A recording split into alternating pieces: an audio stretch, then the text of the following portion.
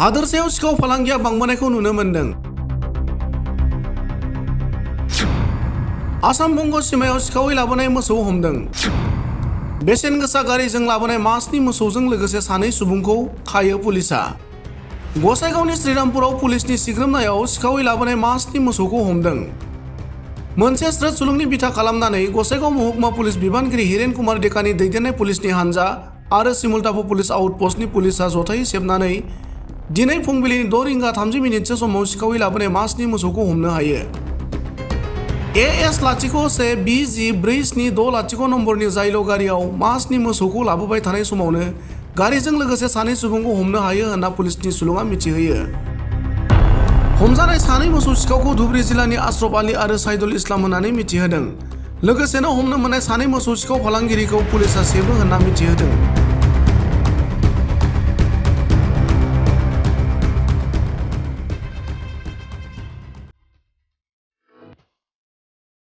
गोदोना सानाय, सिनस्रि सानाय, जरा जरा सानाय, हान्थु सानाय आरो खर' सानाय बायदि जेंनानि फाहामथायनि मिरु एसआइ निउर' थेरापि।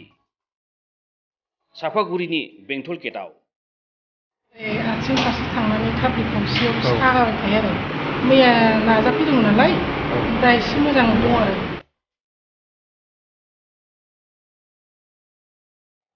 आङो निउर' थेरापिस्ट बङाइगाव सापागुरिनि बेंटल गेटआव बाहाय बे आं निउर' थेरापि होनाय मोनसे थेरापिस्टखौ आं सालायो।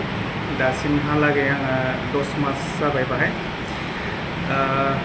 10 मासनि गेजेराव गोबां मानसियानो माने बेबायदि हामनानै थांनायखौ थांबाय, मोजां मोनबाय। सोरहाबा पेरालाइज, सोरहाबा बेबायदिनो सिनस्रि सानायफोर, सेटिका जानायफोर, सार्भाइकेलनि प्रब्लेम बा हान्थु सानाय, एंगल सानायफोर, टेनिस एल्ब'फोर, माइग्रेनफोर नैबेफोर बेमारफ्रा हामनानै थांबाय।